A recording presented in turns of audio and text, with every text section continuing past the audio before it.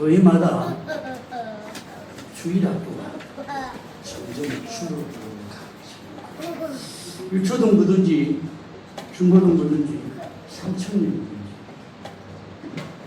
교회마다 힘들어요. 어느 교회는 부목사님이 8년이나 있었는데 1년주일 학교가 해요. 중고등부가 딱 2명이었는데 새로 오신 목사님 자녀 2명에서 중고등부가 총 4명인데 그 전에 2명일 때는 1명만 빠지면 예배를 못 드렸는데 이제는 4명이니까 예배를 드릴 수 있다고 합니다. 부목사가 8년이나 있습니다.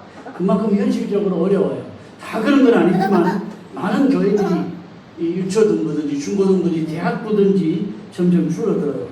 근데 주일학교만이 아니고요. 교인 전체 숫자가 점점 줄어드는 이유가 뭐냐? 과거보다 가난한 성도들이 많아요. 예수 안 믿는 거 아니에요. 그런데 가난한 성도들이 교회 안 나가고 그냥 예수 믿겠다. 그런 분들이 점점 많아져가고 특별히 전도가 잘 안 되는 시대입니다. 대형교회나 목회자들이 안 좋은 모습이나 사건들이 매스컴에 보도될 때마다 많은 사람들이 이 복음의 문을 닫아요. 여기 한몫하는 게 이단들입니다. 안 믿는 사람들은 뭐 2단이든지 3단이든지 사회적으로 어떤 일을 저지르고 사건이 생기면 아이고 교회 다니는 것들 또 일을 저질렀네 그렇게 생각하지 저기는 정통교회가 아닌 조금 다른 교단이다 2단이다 이런 생각을 안 한다는 얘기예요. 교회를 바라보는 불신자들의 시각이 점점 나빠져가고 있어요. 더더욱 전도가 힘든 것이 사람들마다 저마다 자신의 세계에서 살아요. 과거에는 절대 기준이 있었는데 지금은 절대 기준이 거의 없어졌어요. 자기의 세계에서 살아요. 이전에는 세상 사는 기준이 사람마다 비슷했습니다. 그런데 이제는 절대적인 기준이 없어요. 나의 잣대와 다른 사람의 잣대가 달라요. 이것을 알지 못하면 가르침도 힘들고 전도도 힘들어요. 이것을 인정하지 않으면 가르치는 게 안 먹혀요. 나는 열심히 하는데 안 받아들이거든요. 예를 들면 친구가 12시에 레스토랑에 예약을 해놓았으니 가까운 역에서 조금 일찍 만나자고 그랬어요. 그런데 어떤 친구는 가까우니까 바로 12시 예약이니까 11시 57분에 나온 친구도 있고 11시 45분에 나온 친구도 있고 11시 반에 나온 친구도 있어요. 11시 반에 나온 친구 야 너는 왜 이렇게 시간이 딱 돼서 나오냐? 그럴 수도 있고 11시 57분에 나오는 친구가 야 너는 뭐 이렇게 일찍 와서 기다리냐? 이럴 수도 있는 거예요. 누가 틀렸다고 할 수가 없어요. 각기 자기들의 조금 일찍이라는 개념이 사람마다 다 다르기 때문에 이렇게 누가 자기 나름대로 맞다고 생각하는 그 기준으로 살고 있는데 우리가 생각을 마음을 바꿔야 하는 것이 저 사람은 이해가 안 돼. 이 생각에서 내가 아니니까 나와 다른 것이 당연해. 이 생각으로 넘어가기까지 많은 시행착오와 많은 연단이 필요해요. 이게 어려워요. 그런데 별거 아닌 것 같지만 이해가 안 되기 생각해서 내가 아니니까 나와 다른 것이 당연해. 이렇게 생각하는 것이 이것만 잘해도 인간관계가 달라질 수 있어요. 확실히 비난이 줄고 서로에 대한 태도가 달라진다는 거예요. 그렇다고 진리까지 우리가 양보해서는 안 되지만 서로 다른 것을 인정하는 마음에 더 많은 영혼들을 만나게 하시고 더 많은 기회를 주실 줄로 믿습니다. 우리의 생각이 더 넓어지기를 축원합니다. 자, 오늘 말씀에 내 사랑하는 형제들아 견실하며 흔들리지 말고 그랬어요. 견실하다는 것은 내적인 것을 의미하는 거고 흔들린다는 것은 외적인 것을 의미한다. 그렇게 이해하시면 됩니다. 다른 건 답변하고 바꿔줘도요. 믿음만큼은 견실해서 나도 잘 믿고 내가 가르치는 자녀나 내가 가르치는 학생들이나 우리 자녀들에게도 확실한 믿음 물려줄 수 있었으면 좋겠습니다. 사람의 본성은요. 할 수만 있다면 좀 편리하게 살고 싶어요. 이게 본성이에요. 오래전에는 리모컨이 없었던 시절에는 채널을 이렇게 돌리면서 봤잖아요. 이거 아는 사람은 상당히 나이가 있는 건데. 그 다음에 리모컨이 나왔죠. 요즘엔 리모컨도 안 써요. 음성으로 채널을 마음대로 돌리게 나옵니다. 차량을 봐도 그전에는 그냥 아날로그 했는데 지금은 이 뭡니까? 계기판까지 다 디지털로 나오더라고요. 내비게이션과 디지털 계기판이 연결이 돼서 아예 그냥 디지털 계기판이 나와요. 갈수록 편하게, 과거에는 기아를 이렇게 넣었잖아요. 근데 지금은 기아 넣는 차 거의 없어요. 과거에는 기아를 뭐 앞으로 넣었다가 뒤로 당겼다가 오토매틱도 그렇게 했는데 요즘에는 다 다이얼로 돌려요. 다이얼로 쉽게 돌려요. 갈수록 사람들이 편해지는 것이 본능이거든요. 이것뿐만 아니라 그렇게 살다 보니까 우리의 믿음 생활이나 영적 생활도 갈수록 편한 것을 찾는 게 본능이 되고 말았어요. 말씀으로 나를 채찍질하지 않으면 당장 편한 길을 찾게 되고 육신이 원하는 대로 살 수밖에 없어요. 바울이 디모데에게 디모데 전서 4장에 이렇게 말씀을 합니다. 망령되고 편한 신화를 버리고 경건의 힘으로 자신을 연단하라. 육체의 연단은 약한 일이 있으나 경건은 범사에 유익하니 금생과 내생의 약속이니라. 금생과 내생의 약속이니라. 무슨 약속이냐? 축복의 약속. 아멘. 금생과 내생의 복이 되느니라. 같이 한번 합니다. 금생과 내생의 복이 되느니라. 축복의 되느니라. 아멘. 사명을 발견할 뿐 아니라 믿음 생활에 승리하시기를 축원합니다. 사실 뭐든지 억지로 하려면 힘들어요. 생활학, 체질학 그러면 의외로 쉬워요. 가르치기 전에 먼저 내가 말씀에 철저하게 순종하는 믿음이 내 생활 속에 체질화되고 생활화되는 축원합니다. 시편 126편에 이렇게 말씀을 해요. 눈물을 흘려 시를 뿌리는 자는 기쁨으로 부르리라.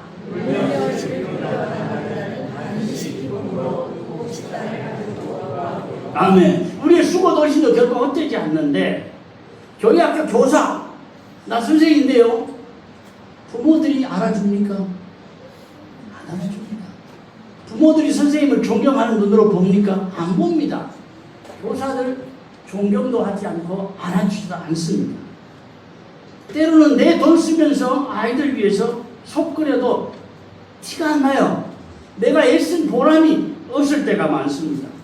처음에 막 교사 내가 잘 가르치면 교사 돼야지, 내가 예수님을 전해야지 이런 사명이나 자존감이 약해져요. 그러면 스스로 내가 왜 이 짓을 해야 돼? 내가 왜 계속 해야 돼? 이런 갈등이 생기는 거예요. 아, 나는 이게 한계야. 한계에 부딪혔다고 느낄 때 그만두고 싶다. 그런 마음이 드는 거예요. 여기에 한몫하는 게 뭐냐? 교사를 그만두는 가장 큰 이유가 인간관계입니다. 인간관계 불편하면 교사하기 힘들어요. 왜 저 사람은 나와 안 맞을까? 왜 자꾸 어긋나는 일이 생길까? 너무 고민할 필요가 없습니다. 너무 거기 생각하지 마세요. 이 세상이 만일에 10명의 그룹이라면 나와 잘 맞는 사람은 2명, 그리고 보통 그냥 관계는 6명. 이렇게 되나요? 네. 그리고 나와 안 맞는 사람은 2명. 총 10명이라는 세상에서. 최소한 20%는 안 맞아요. 모든 게 자꾸 어긋나요. 아, 저 사람 때문에 열받아. 저 사람에게 당해서 부글부글 속이 막 끓어요. 그 사람은 내 인생에서 X 역할을 하는 사람. 내 인생에서 X 역할을 하는 사람을 O로 바꾸려고 하니까 힘들어요. 속이 상해요. 나만 지쳐요. 그만두고 싶은 마음이 들어요. X를 O로 바꾸려고 하면 할수록 내가 상처받아요. 세상의 모든 사람에게 사랑받을 수 없다. 한번 여기 나와 있나요? 책이? 없어요? 있나요? 방송팀? 없어요? 책을 제가 안 넘겼네요. 책 이름이에요. 세상의 모든 사람에게 사랑받을 수 없다. 제목만 봐도 대충 내용이 이해가 되시죠? 책을 사볼 필요 없어요. 제목만 봐도 아, 그 내용이구나. 우리가 짐작을 합니다. 늘 잊지 말아야 될 것은 나에게 교사의 직분을 맡기신 분은 하나님이시다. 목사 때문이 아니에요. 부장 때문이 아니에요. 하나님이 나에게 사명을 맡기셨다. 나는 하나님이 세우셨다는 자존감과 자부심이 내 속에 있기를 바랍니다. 이 자부심으로 당당하게, 이 자신감으로 교사 일을 감당하시기를 바랍니다. 교사는 그런데 꼭 기억해야 될 게, 우리 교사 그러면 가르치는 것만 생각을 하는데, 교사는 끊임없이 배우는 사람 되어야 합니다. 여러분, 목사도 마찬가지입니다. 신학교 다닐 때는 그렇게 큰 차이가 안 납니다. 좀 공부를 잘하는 친구들이 있고 좀 공부에 취미가 없는 친구들도 있어요. 약간 차이는 나지만 다 비슷비슷합니다. 그런데 신학교를 졸업하고 나서 얼마나 자기 관리를 잘 하느냐, 얼마나 자기 스스로 자꾸 연단을 하느냐, 여기에 따라서 정말 목회의 경력이 늘어갈수록 천차만별, 거의 하늘과 땅 차이라고 봐도 과언이 아니에요. 왜 그런 차이를 만들어내느냐, 왜 그런 차이가 나느냐. 물론 경력이 쌓여가면서 조금씩은 나아지겠지만 세월이 오래 지나도 나아지지 않는 사람들이 있어요. 왜 그래요? 연단받지 않기 때문에. 날마다 배워야 돼요. 날마다 말씀에서 배우고 세상에서 배우고,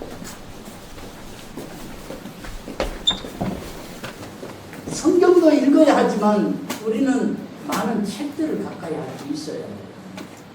그런데 목사 중에서도 책을 전혀 읽지 않는 분들도 있고 거의 안 읽는 분들이 많아요. 책을 사보지 않는 거예요. 그게 그 차이를 만들어냅니다. 신학교 때 준비한 것 가지고 평생 목회는 절대로 못해요. 퇴보할 수밖에 없어요. 뒤처질 수밖에 없어요. 더 이상 나아지지 않는 거예요. 말씀과 기도와 이 책을 통한 영성을 기르지 않으면, 날마다 자신이 배우지 않으면 제자리에 늘 머물러 있는 거예요. 멋진다! 그래서 우리 교사들도 마찬가지입니다. 힘들지만 교사들이 배우는 교사들은 배웁니다. 우리 속에 배우기를 갈망하는 겸손함을 잃어버리면 그때부터는 내리막길이 되는 거예요. 몇십 년 전에 내가 배우던 거 그냥 그대로 써먹는 거예요. 그러니까 너무 안 맞죠? 애들하고도 안 맞고 시대에도 안 맞고, 나는 혼자 강요하는데 애들을 안 받아들이는 거예요. 애들이 자꾸 거부하는 거예요. 여러분, 자녀들이나 학생들이 나를 거부하면 깊이 생각해 봐야 돼요. 내게 무슨 문제가 있느냐. 자기 개발 끊임없이 해야 돼요. 내가 배우던 시절이나 몇십 년 전에 그걸 똑같이 반복하면 아이들에게는 안 먹혀요. 안 받아들여요. 히브리어에 가르치라는 단어가 많습니다. 12개나 됩니다. 조금씩 단어 자체가 다른데, 예를 들어 하나만 보면 시편 119편에 이렇게 말씀을 합니다.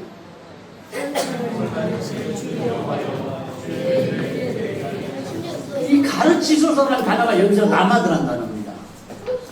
라마드라는 단어. 근데 라마드가 무슨 뜻이 있느냐? 가르치다 훈련하는 뜻도 있지만 여기에는 직접적으로 배우다는 뜻이 있어요.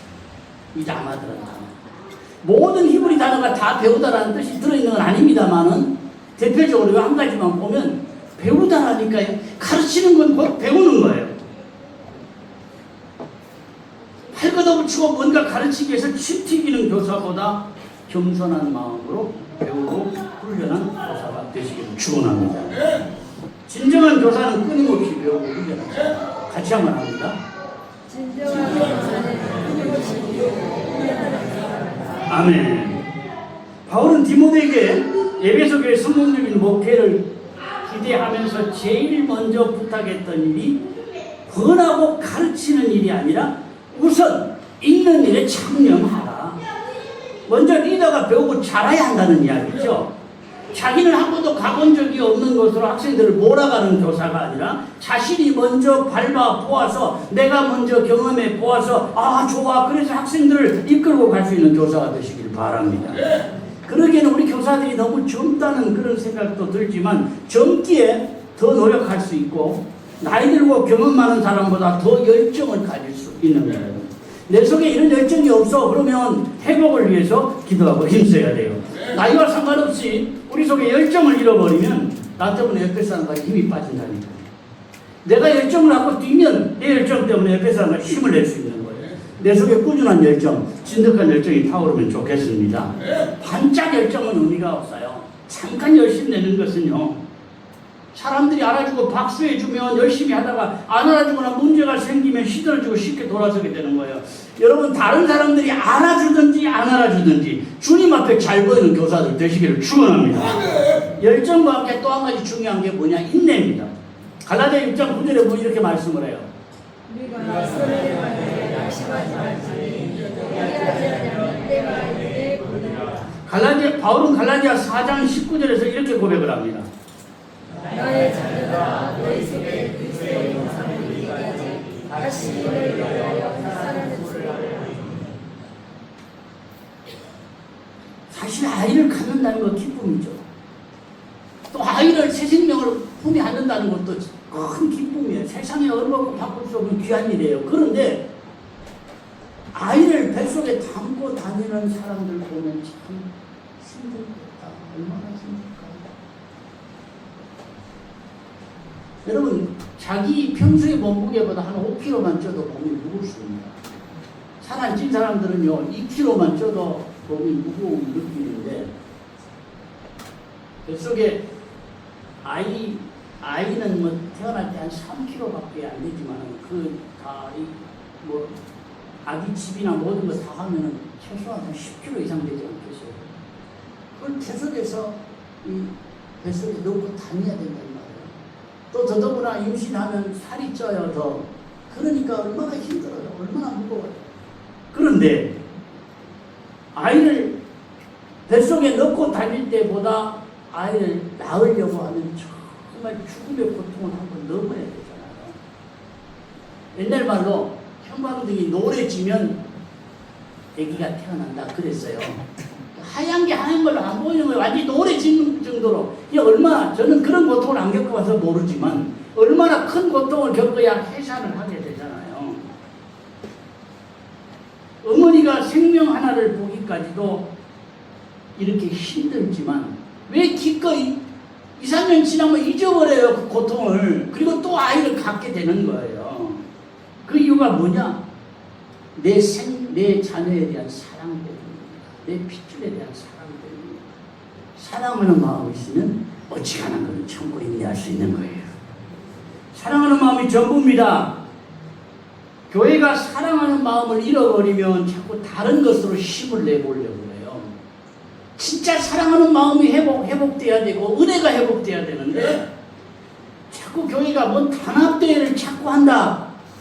어쩌다 한번 하는 것은 좋습니다. 그런데 단합대회를 통해서 사명이나 열정이 회복되는 건 아니에요.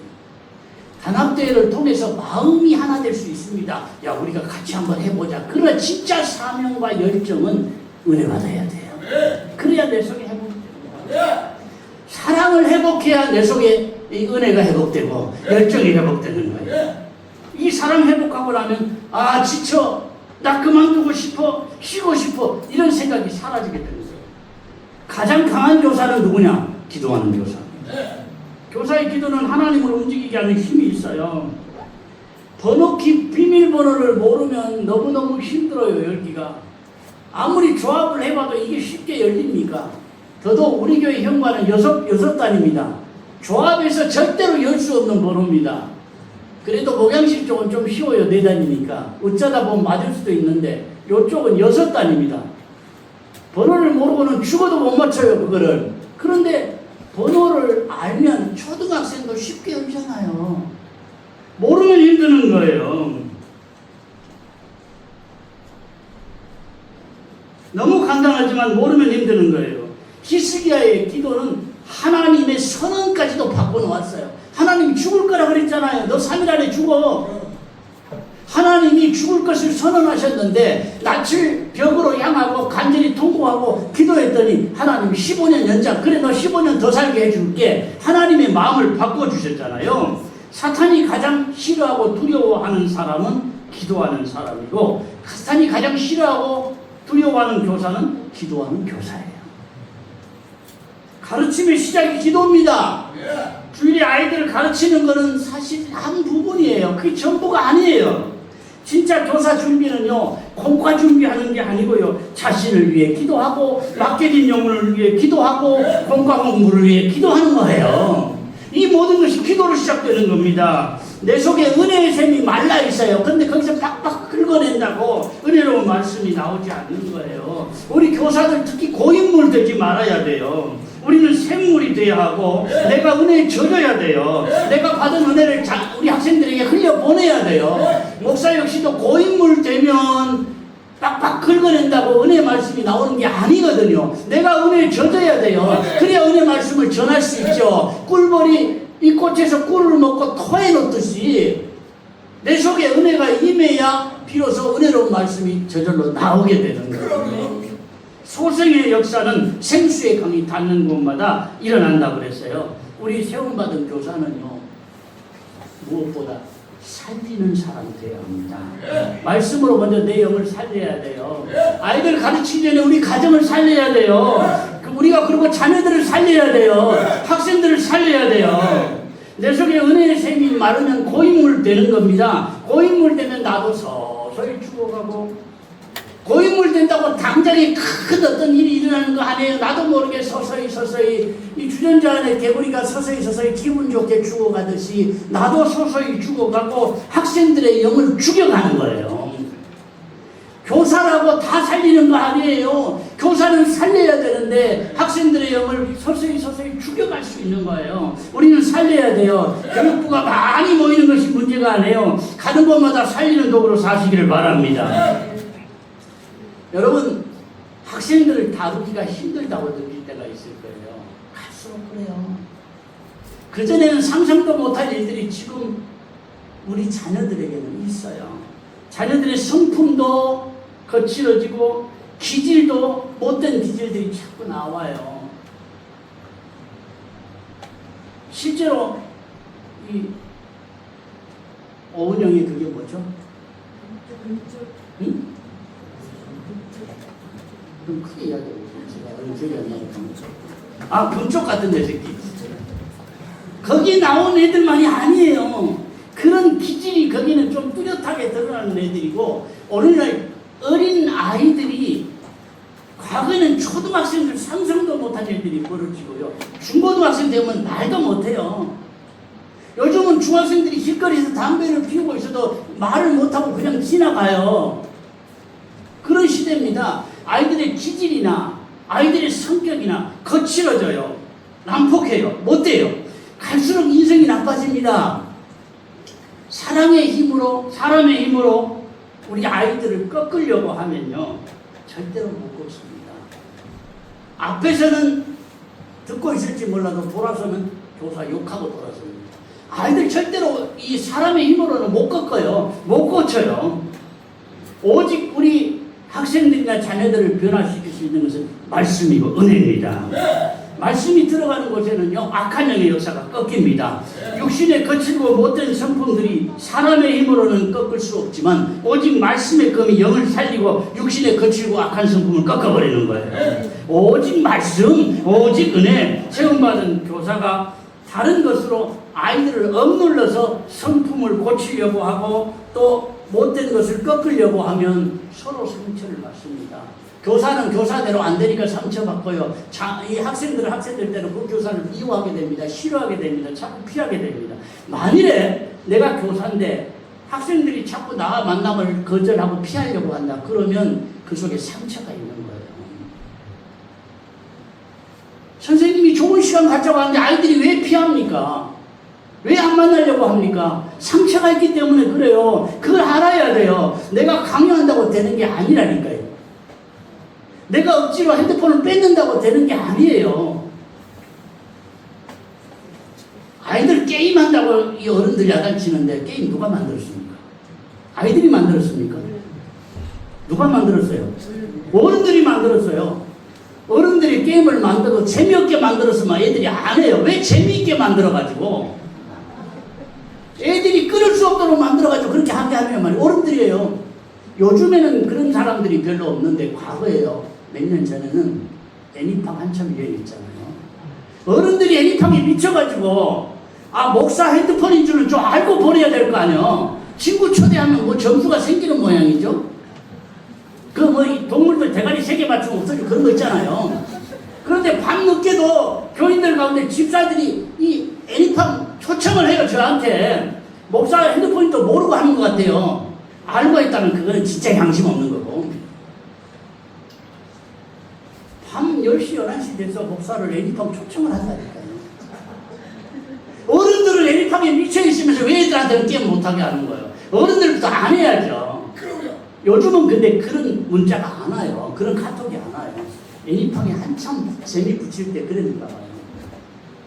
어른들도 재미있으면 거기 빠지는데 애들 억지로 뺏는다고. 앞에서는 안 하지만 뒤에서 다 해요.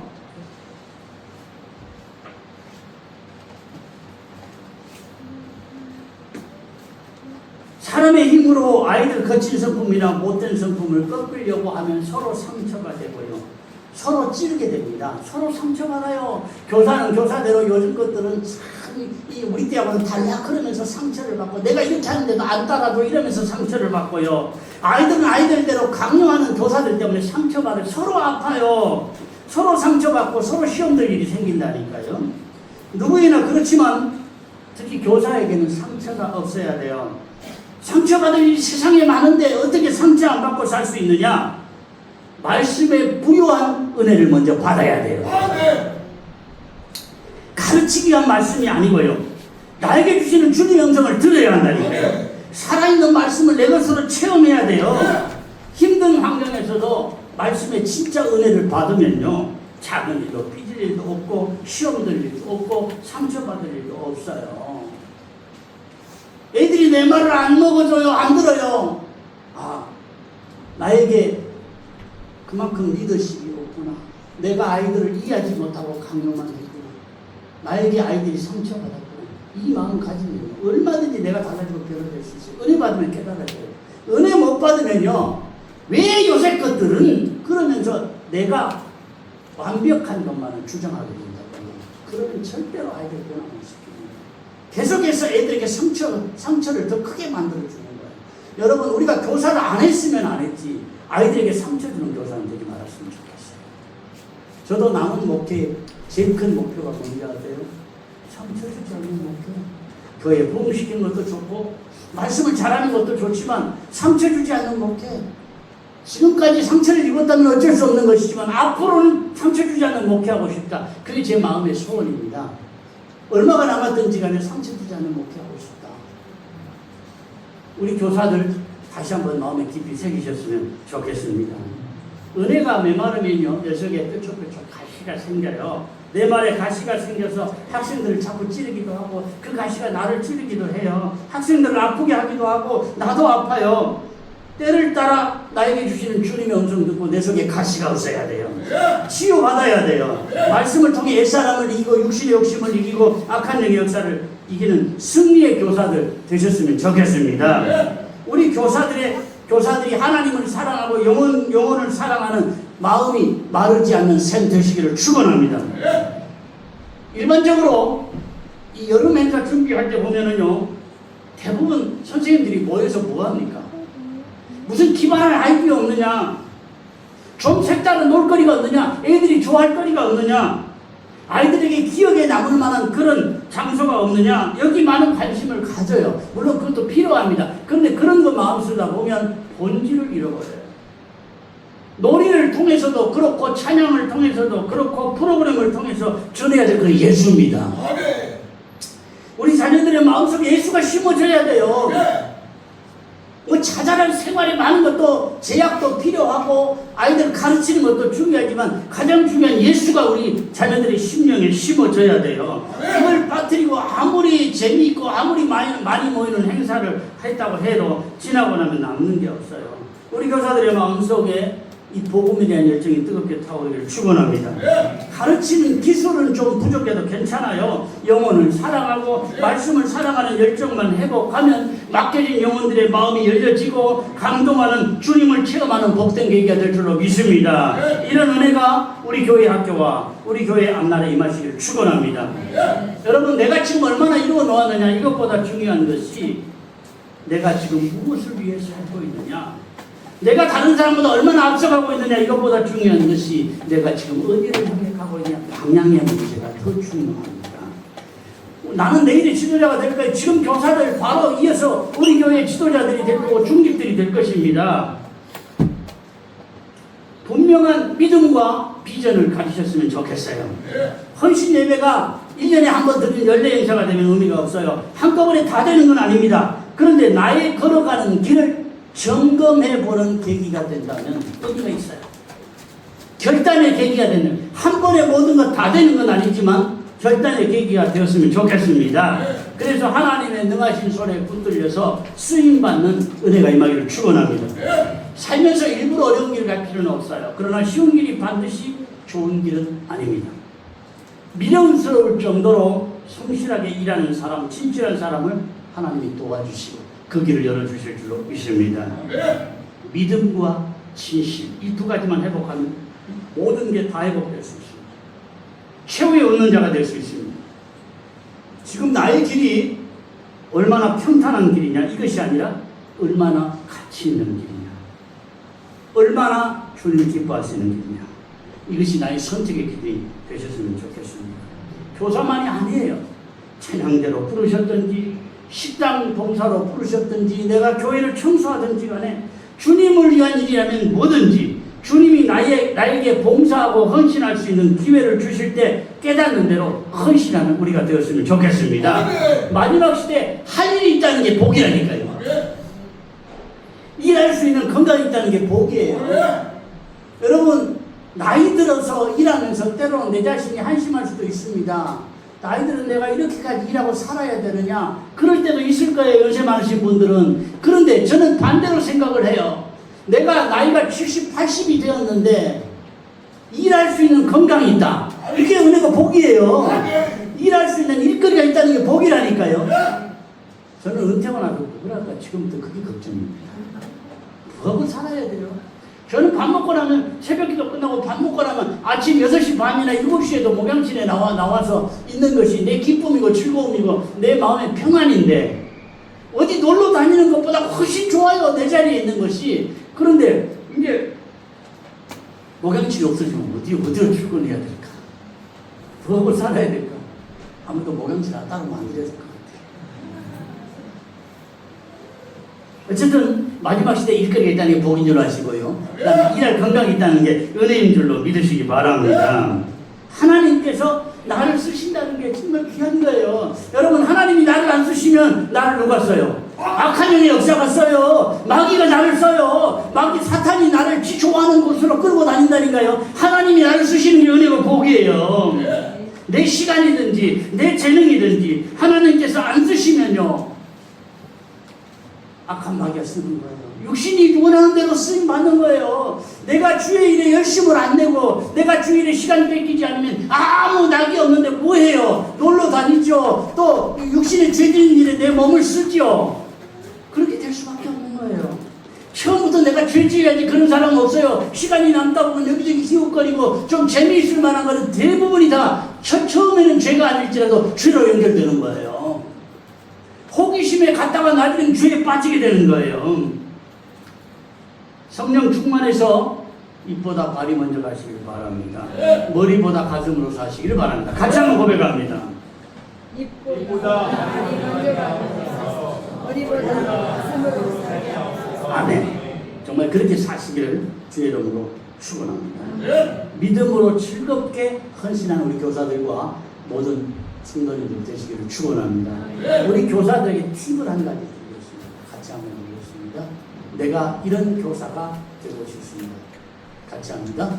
냄비형 교사가 아닌 마스크형 교사, 가르치는 교사가 아닌 배우는 교사, 시키는 교사가 아닌 함께하는 교사, 손을 잡고 끌어당기는 유사가 너희에게